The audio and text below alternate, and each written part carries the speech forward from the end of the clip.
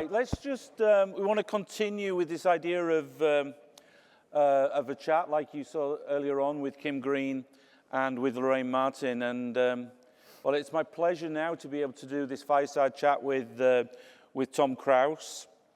Now, Tom, I don't know if you know, but from my point of view, and I hope you don't mind me saying this, is absolutely one of my heroes. So right at the beginning, when we started looking at something that is called behavioral-based safety and the history of behavioral-based safety, Tom was directly involved in developing that, which transformed the way that we looked at people and how they perform in an organization. Now, Tom, I don't want to say much about you as such, because Tom gets an award tonight, which I'm very proud about, so we'll go into a bit of detail. You've been around working in the industry for a while, and I want to go back in and look at the history of BBS, if you don't mind. First question, right? And you've obviously played the instrumental role. I always think of you, Skinner, and Geller, right? Why were their approaches the same, all three of you? Were there differences? So first, thanks for inviting me. It's fun to be here. Nice to see you. Nice to see all of you. So it's a complicated question, and different people see it from different points of view, depending on who they are. Are they an academic? Are they working inside of an organization? Are they a consultant? But I can say some sort of general things. So Skinner didn't want to do application of his theory at all. In fact, it was controversial in his view that anyone else would do application. Skinner was pure science. Right. That was his project. In spite of that, there was a whole movement in psychology called applied behavior analysis that came out of the work of Skinner. So it was reinforcement theory. And Scott was in that camp.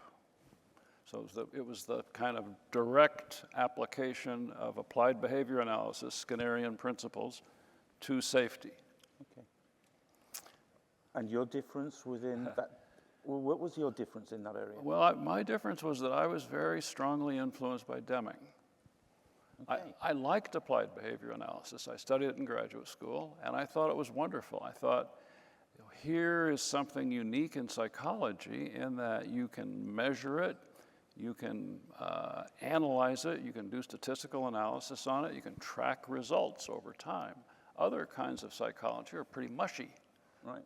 Pretty hard to really get your hands on and know, have you done anything or not? Has anything changed or not? What's the effect of it? Applied behavior analysis was like hands-on, and I thought that was wonderful. And there's an academic called Judy Komaki who did a study of using applied behavior analysis in 1978. Wow. So she was really the first one to take that content. At the same time, Procter & Gamble was developing a methodology which they called behavior-based. They're the ones that named the whole thing.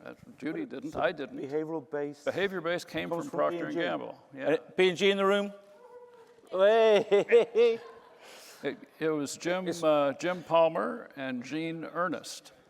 Sorry. I wasn't there in 1978. Oh, you're too young. He's not that young.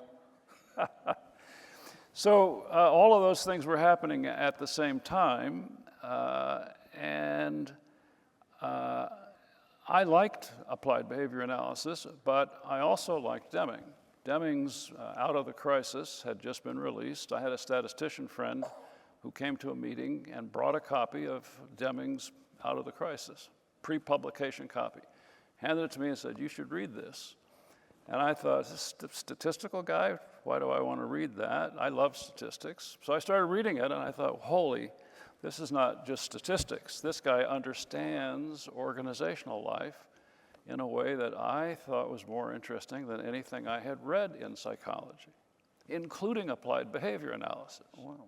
So the BBS that we did back in the day was really a combination of what Deming had to say about organizational life and applied behavior analysis. What that looks like practically is that in BBS, there are 4 things you do. You define the behaviors that are critical, you observe them, you provide feedback about them, and then you look carefully at the data that you have gathered and determine whether or not that behavior was really possible, whether that behavior was, whether the situation set the employee up to do that behavior or not. So you're not talking about blame the employee here, are you? Not at all. You're talking not about blame the employee. But now that was the way we designed it. And when we did that, we did it 2,300 times in different organizations. And we studied the results that occurred from that over 5 years. 73 projects, 5 years of data, and published it in a peer-reviewed journal. But it had 4 steps. It had 4 steps. And the 4th step, which was arguably the most important one, was left out by people who bought our books and said, hey, this looks great, we can do this. We don't need a consultant, we'll just do this. Now, some of those people did a great job, but many of them left out the 4th step, which is easy to do, very easy to do. Why do that? We did the reinforcement, isn't that sufficient? After all, it's the behavior that's the issue. Yeah, who needs the data? Right, so it's not, is the behavior enabled, which is really the big question. It's just, let's see if we can change that behavior. Pat someone on the back, tell them they're doing well, that will get at the behavior. So do you think it's at that point in time that behavioral-based safety sort of went in a different direction? Because it started to get a bad rap at times. Why do you think that happened? It deserved a bad rap because many organizations did it without really knowing what they were doing. And what that boiled down to was an implicit blaming of the employee set up by Heinrich. The real problem here is Heinrich. Anybody heard of Heinrich? Anybody not heard of him? Right, we're all... So Heinrich made a great contribution. He found that frequency and severity were inversely correlated. That holds, always, that holds. There's never a data set that won't look like a triangle, frequency and severity. But he was completely wrong in thinking that if you reduced the smaller injuries, you would also reduce the larger injuries, the more serious injuries, in proportion. Yeah, with the big numbers at the bottom going to the smaller numbers at the top of the triangle. Right. So everybody thought, I can't tell you how many times I drew a triangle on a flip chart and said, here are the categories and here they're distributed, and then drew a line down the side saying, look, if you reduce these, it'll go all the way up to the top. Everybody thought that. That turned out to be false. How did you find out that this was false? Let's go down that avenue. Yeah. What happened? How did that happen? So a French-Canadian company called and said, we see this strange pattern in our data. Okay. And that pattern is that recordable injuries are declining, and serious and fatal injuries, which we have a way of categorizing and we're tracking, and it's level. Now, if a slice of that triangle theory is right, then improvement lines ought to be parallel. Yep. Right? And if one's going down and the other is not, there's something wrong. And I loved the idea of trying to figure that out, but I didn't know the answer. I did not know why that is the case. So I went to ORC, a wonderful organization back then. I don't know if they still are or not. No idea. Steve Newell, some of you know him. I went to them and I said, let's study this and let's get 6 companies together and we'll aggregate their data and we'll see if we can figure out what's happening here. And we did that. And what we found, which is now pretty well understood, is that the bottom of the triangle, the smaller injuries, were of different kinds. Okay. There were some that could have been fatal with a little bad luck. And there were some that were not going to be fatal and not going to be serious under almost all circumstances. Yep. And that wasn't recognized by Heinrich. But I suppose sticking with triangles, we're always talking about a triangle within a triangle. That's it, yeah. The inner triangle are the small events that could have been serious. Right. So the thing fell from height and it just clipped my toe. So we're talking about what Could have hit my head and killed me. Yeah, but we're talking about what people in the room know as SIFs, Yeah, potential SIFs. yeah. When did you do this work? That study was in about 2010. So 2010. So why do you think that a lot of people in this room, I mean, the focus on SIFs, P-SIFs, SIF risks, etc., this is 2026. How comes it's taken so long, do you think, for industry, for corporations to realize the importance of SIFs, P-SIFs, etc.?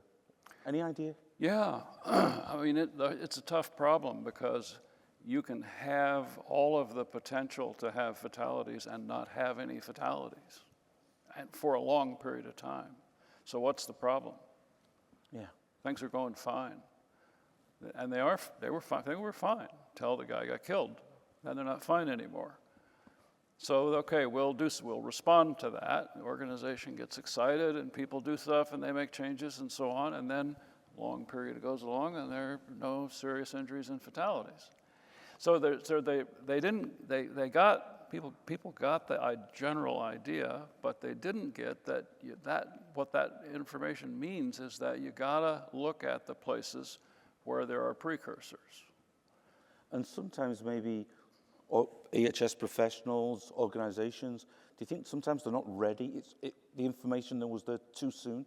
They didn't jump on the SIF, the P-SIF, the triangle within the triangle? I don't know. I mean, I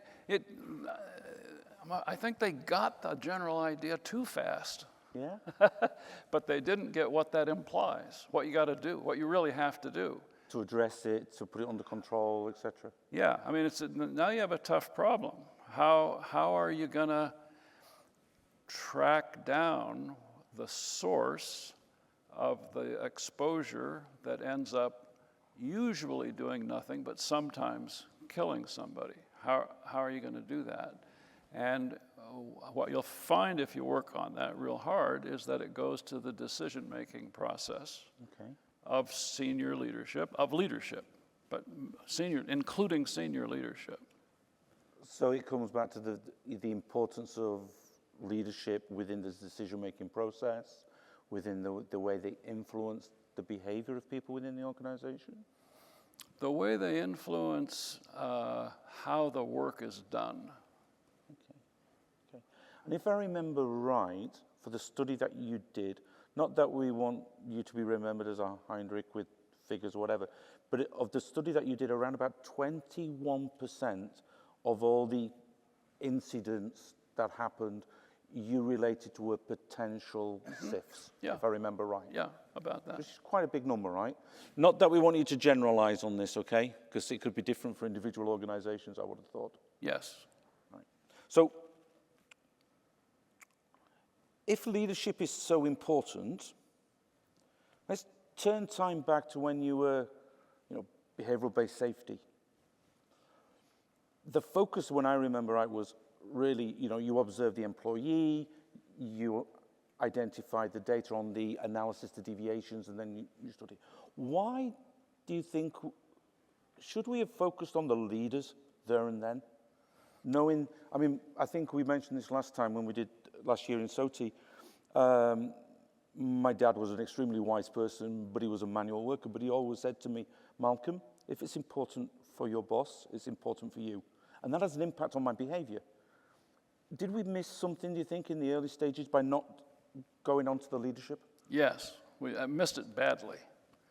So the way that showed up was that when we studied the outcomes of BBS, we found that the variation in outcomes was related to the quality of leadership. Okay.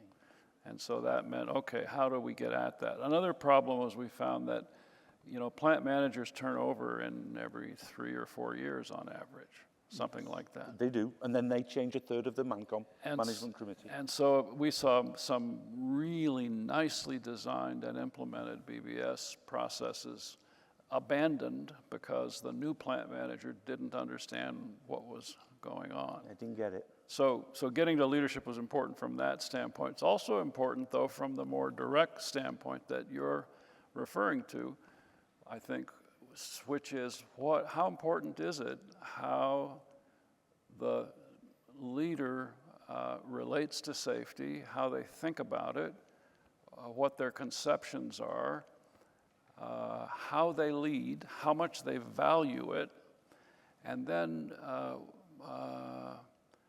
most important, what decisions they engage in. Okay. And so we spent some time researching that, sitting in on meetings, senior executive meetings, where there would almost always be a safety moment at the beginning of the meeting. Yeah, safety contact or something, yeah. And it was sort of like if after we've done that, we're done with safety.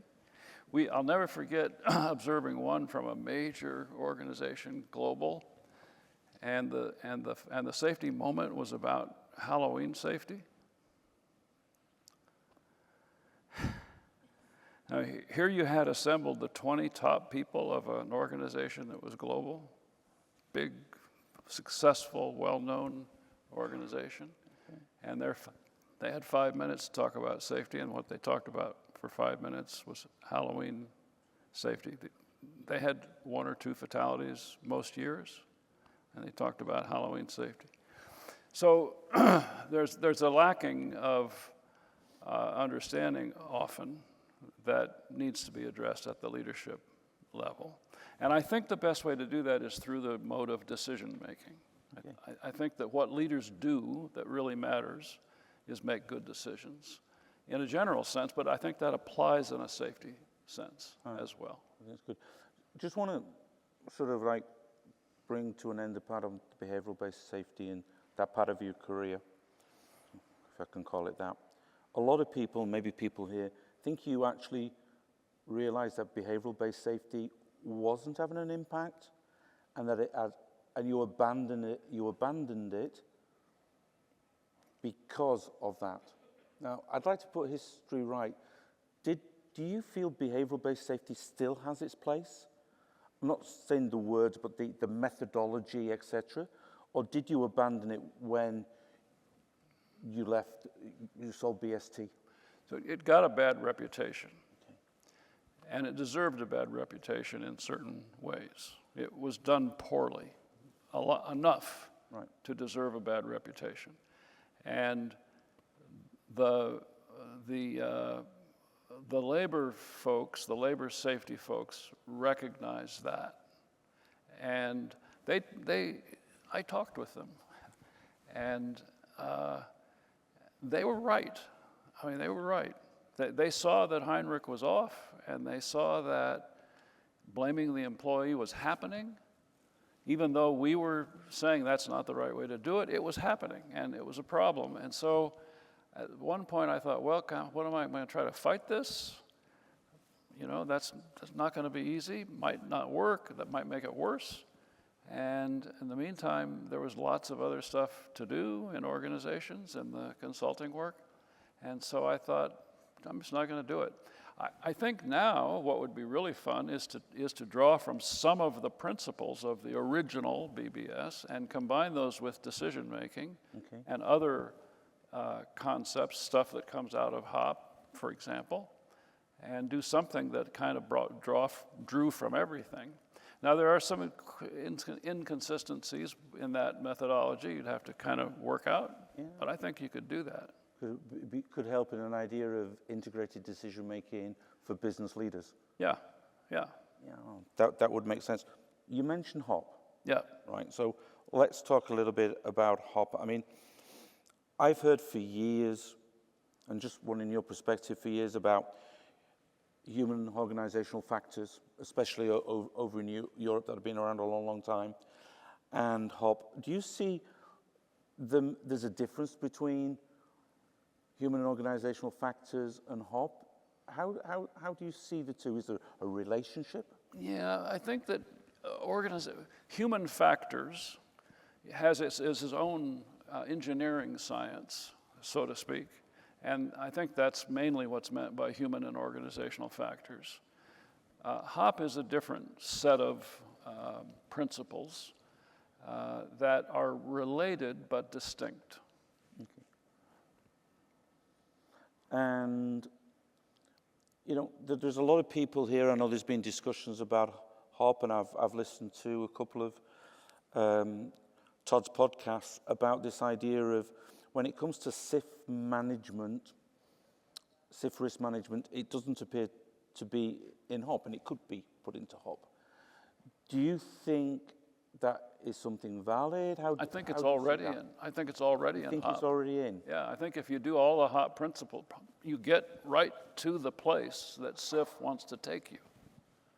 So it's the same thing. The core mechanism is really pretty straightforward.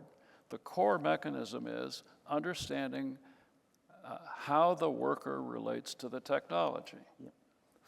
There's an interface. We used to call that the working interface. Now, and that was Deming. That was Deming's idea. The people who know the most about it are the people who are doing the work. Not even their supervisor, but them. They're the ones that say, this machine goes out of whack every 25 minutes. They know that. They know that stuff. They have that kind of information. So the basic mechanism is getting that information to flow up to the point that the people who have the power and the wherewithal to make decisions to address those issues make those decisions. That's pretty straightforward, whether you call it BBS or HOP or safety this or that, it's pretty much the same process. That's the thing we're all trying to do. Exactly. But that's not easy to do. You have turnover, you have directives from corporate, you have fads that are coming in that you might... Business organization? You have business organization changes, you have all this stuff going, you have business pressure. You know, that plant is not doing well. What are we going to do? Well, let's see if we can do less and make more. And wait a minute, that might not be a good decision. Yeah. We might look back and say that was the route that ended up being somebody got killed. So, if you were the head of health and safety for a multinational organization. You didn't tell me this question. No, this is off track. All right. I told Catherine, your wife, that we would probably go off track, right? Yeah, okay. So, would you, based on your experience, based on your knowledge, do you see it's either HOP, BBS, or do you think both? It's not exclusive. Do you think you would probably use both? Yeah, I think that those HOP, BBS, other things of that kind are just net labels. Honestly, they mean different things to different people. If you're an academic, for example, if you're doing academic research, you hear that stuff differently than if you're a consultant, which is different than if you're a middle manager, which is different than if you're a senior manager. If you're a safety person, all of those people have their own perspectives.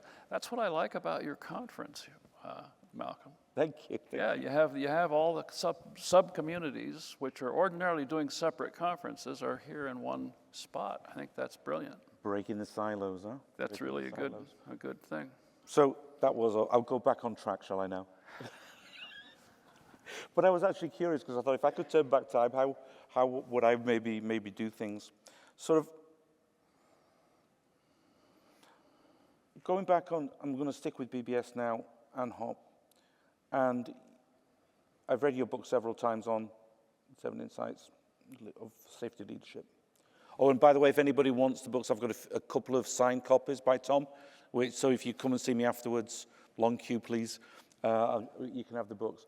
So it all comes down at the end of the day, whether it be HOP, BBS, or another approach that people want to put in place. If I'm understanding you correctly, it comes down to leadership. Well, yeah, I think that's an accurate statement. Leadership is in a position to see what needs to be done and develop a strategy to do it.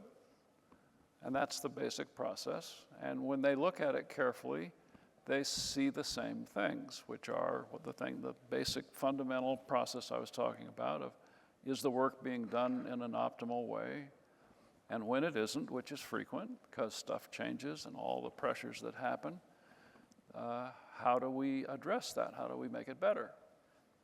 The challenge there, and I mean, and we're going off piste a little bit here, is that we all know not all leaders get it. They're not all on the safety train. Maybe I would say it a little stronger than that. Yeah, no, I was trying to be nice. But so, I mean, what would your recommendation be to all the safety people out here? That, you know, there's a lot of people out there that don't get it. They're focused on the productivity or other aspects, and it's hard work. How do we influence them to get them on board, based on your experience? The thing that we have found most effective, which this is not a good answer because it's hard to do, but it's an answer, is decision analysis. And this comes out of the work of Kahneman. You know, yep. Daniel Kahneman, one of my heroes, Deming and Kahneman both. If you say, what are the decisions, or what is the network of decisions that enabled this serious event to occur? And it starts with the last decision. The person didn't lock out the equipment and it blew up. You could stop there and say, just damn employees, why can't we get them to do this stuff? That would be stupid, although we do that. But if you don't do that, if you say, okay, let's go back a step, what happened? What decisions were made that set the stage for that employee not to lock out that piece of equipment? And now if you keep going back until you run out of effect. Yeah. That might be 10 years. It might be when the plant was designed that decisions were made that were going to make it very hard to address certain issues because of that design. So would you call that an antecedent? Well, antecedent's kind of a technical word. Do you mean a technical word as an antecedent behavior consequence, or do you mean as the word antecedent means prior? I'm just thinking of as ABC. As ABC. Well, technically, no. Technically, antecedents in that model are direct to behavior. You could call it an antecedent. There was a decision is also a behavior. I sort of remember when I first came across it. ABC, do you want to explain what ABC analysis is very quickly? So out of applied behavior analysis is a methodology for understanding a particular behavior, which is to, and this comes with 3-factor analysis in the in the applied behavior analysis people. And Aubrey Daniels, who did some safety work late in his career, he before that was doing applied behavior analysis to performance in general.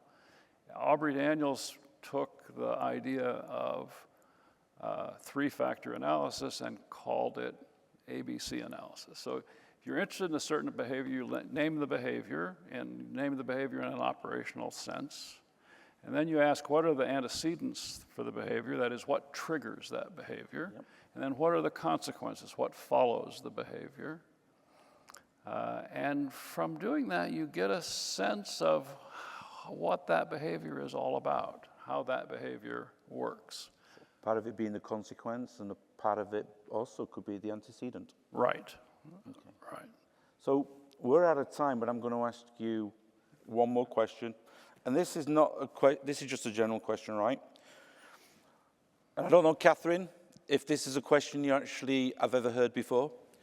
But Tom, when you were a child,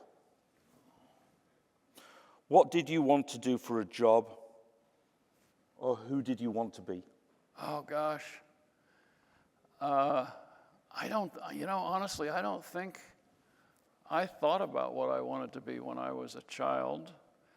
I was influenced, as a kid growing up, I was influenced by cars and motorcycles. I loved motorcycles. I got my first motorcycle, I was 14.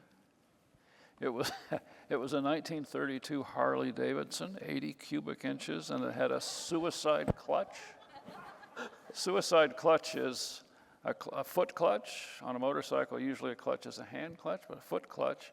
If you've ever ridden a motorcycle, you know that when you come to a stop sign, you can't really predict which side you're going to stick your foot out on is going to be the side, right? Because it kind of goes back and forth. So if a suicide clutch, you had your foot on the clutch, you thought it was going to go this side. When you get up there and it's actually stopping, it's going to go the other side. You're going to take your foot off. The clutch is going to pop out. That was why it's called suicide. Oh, wow. So I loved that 32 Harley at that age, and then I had a whole string of motorcycles as a kid growing up. Now I know why you ended up in safety. Yeah. Oh, I don't want to tell you the way we drove those motorcycles. I don't think we want to go. Listen, honestly, Tom, having you back on stage has been absolutely tremendous. 30 minutes has gone very, very quickly. I'm sure you'll all appreciate that. Tom, you're with us for this evening for the awards as well? Yes. Good, because you can't go. We're not going to let you go, all right? Okay. But come and talk to Tom. Spend some time with him. He's an amazing guy that I've got to know over these last few years. Tom, thank you very much for your time. It's been a pleasure. Thank you. Thank you.